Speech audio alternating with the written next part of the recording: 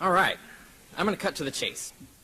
Dr. Craig has only two sources of historical evidence, in reality, the epistles and the Gospels.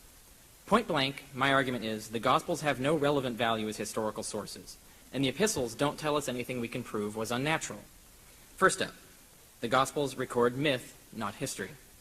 I wanted to debate that subject with Dr. Craig today, but he didn't want to, so now I can only give you some examples proving my point, so I can leave room to discuss the many other topics in this debate. But I can assure you, if I had more time, these examples could be multiplied a dozen times over.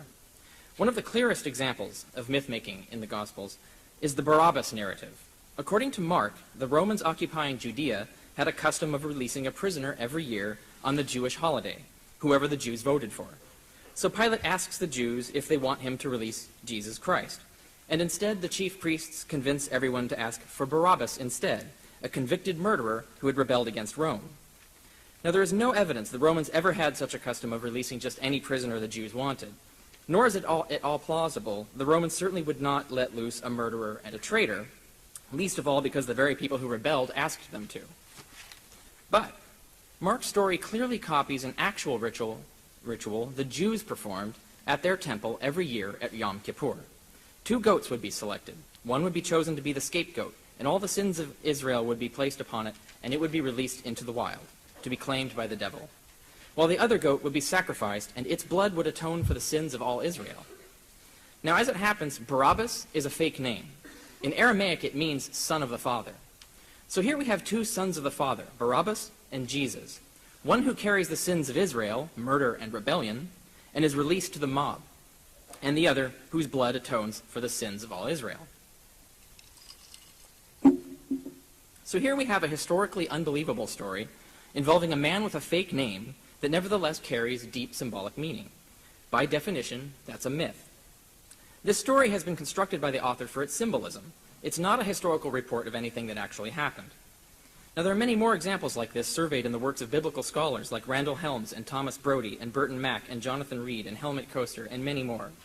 As scholars have long known, all the Gospels are filled to the brim with stories deliberately constructed for their symbolic and literary meaning rather than their historical verity. For example, one indicator of myth is the inclusion of implausibly convenient story structure, what literary scholars call deliberate irony. Mark, for example, has Jesus constantly talking about the reversal of expectation as the message of the gospel, teaching with many parables that the least shall be first, the high will be brought low, the meek shall inherit the earth, the poor shall be rich, and so on. So it's a rather implausible coincidence when the actual narrative of Mark's story is filled with remarkably convenient reversals of expectation. James and John, who asked to sit at the right and left of Jesus in his glory, are replaced by 2 thieves on his right and left at his crucifixion. Simon Peter, Christ's right-hand man, who was told he had to deny himself and take up his cross and follow, denies Christ instead and is replaced by a different Simon, Simon of Cyrene, a stranger who actually takes up his cross and follows.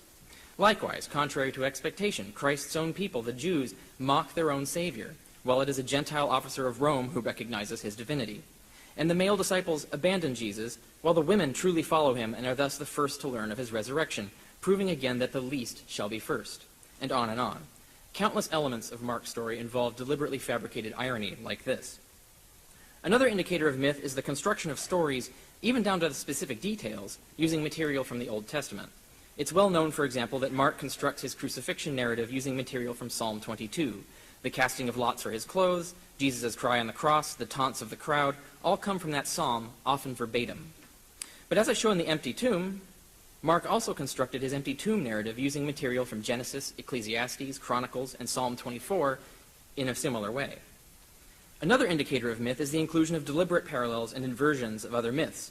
For example, Luke tells the story of a man named Cleopas who journeys on the road from Jerusalem to Emmaus after the corpse of Jesus has vanished, when the resurrected Jesus appears to him and explains the secrets of the kingdom. Then he vanishes, and Cleopas goes on to proclaim what he was told. As it happens, the name Cleopas conveniently means tell all. In other words, proclaim. Moreover, this tale exactly emulates and in deliberate ways inverts a story already celebrated every year in Rome, and in that other story, a man named Proculus, whose name also means proclaim, journeys on the road from Alba Longa to Rome after the corpse of Romulus has vanished, And just like Jesus, the resurrected Romulus appears and explains the secrets of empire. Then he vanishes, and Proculus goes on to proclaim what he was told. In both stories, the men are journeying from east to west toward the sea along the path of the sun, from a city on a mountain to a city in a valley, and in both stories the distance of the road is exactly the same, 14 miles. These similarities are too numerous to be a coincidence. Again, this is deliberate symbolic fiction. And like many myths, the way the story is changed is the whole point. The similarities tell us what story to compare it to, while the differences tell us what the author wants us to learn from that comparison. Romulus told Proculus that if the Romans are virtuous, they will conquer the world. But Jesus told Cleopas that the virtuous will join a spiritual kingdom instead of a physical one. Romulus appeared in immense glory, as befit his message of glory, but Jesus appeared in humble disguise, as befit his message of humility. And while Proculus receives his gospel on the road to Rome, Cleopas receives his gospel on the road from Jerusalem. So while the old story implies all roads lead to Rome, the new story implies all roads lead from Jerusalem. In almost every detail, the stories are identical or exactly the reverse. Another indicator of myth is the reification of imaginary people into real people. In the Gospel of John, for example, a new character is invented, Lazarus, whom Jesus raises from the dead, an amazing event none of the other Gospels apparently had ever heard of. Suddenly he appears in John. In John chapter 11, this Lazarus is identified as the one whom Jesus loved, who is later cited as a witness for the details of the crucifixion and resurrection, again appearing in those narratives exactly where none of the other Gospels ever imagined him before. And yet we know this Lazarus didn't exist, for he first appears in Luke's Gospel as a fictional person in a parable, where Jesus tells a story about a rich man burning in hell who sees a dead beggar named Lazarus in heaven. So he begs God to raise this Lazarus from the dead so he can warn his living brothers to avoid his own hellish fate. The parable ends with God refusing, telling him, if they will not listen to Moses and the prophets, neither will they be persuaded if someone rises from the dead. Notice what happens in John.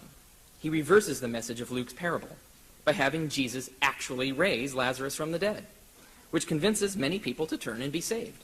The very thing Luke's Jesus said wouldn't work. In fact, just as the rejected request in Luke's parable imagined Lazarus going to people and convincing them, John's Lazarus is then cited as a witness to the crucifixion and resurrection of Jesus, specifically to convince people.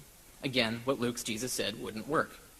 John has thus reified a fictional character and integrated him into the story where he never was before, in order to argue against the particular message in Luke, seeking instead to persuade people with the very outcome Luke said wouldn't persuade them. Another indicator of myth is the acceptance of wildly contradictory versions of the same myth. For example, Matthew's Gospel wildly contradicts Mark's empty tomb narrative in almost every detail, elaborating it with incredible claims of posted guards and flying superhuman angels magically paralyzing people and hurling about tombstones. Again, in the empty tomb, I demonstrate where all these crazy changes came from. Matthew completely rewrote the empty tomb story in Mark in order to portray Jesus as a new Daniel in the lion's den, borrowing exact words, phrases, and details from the book of Daniel in order to construct this new story. Okay, I've only given you a few examples, but all the Gospels are full of mythical narratives like this, cover to cover, where stories are constructed symbolically, mining the Jewish scriptures and pagan myths for symbolic details. Histories are not written this way. These are myths, the telling of implausible tales that never happened, but are constructed with symbolic meaning. The Gospels routinely invent even very public events that never happened. Mark invents a darkness covering the whole world for 3 hours that no one else saw. Matthew invents a rock-splitting earthquake no one else noticed, as well as a horde of resurrected corpses parading into Jerusalem, leaving hundreds of empty tombs behind, which again no other author had ever seen or heard of, and on and on. As with these events, and Barabbas and the guards at the tomb, and so on, the Gospel authors routinely made up entire people and events, simply to communicate their message through symbols, metaphors, and parables. That means we can't trust anything they say is historical, since we know for a fact from these very examples and many others that they were writing symbolic fiction. We have no reason, therefore, to believe their empty tomb narratives or their appearance narratives were anything more than symbolic fiction as well. Even if some history is lost in there somewhere, having no other sources, we have no way of knowing which details are historical and which made up. And therefore, no evidence in the Gospels can be used to argue for the resurrection of Jesus.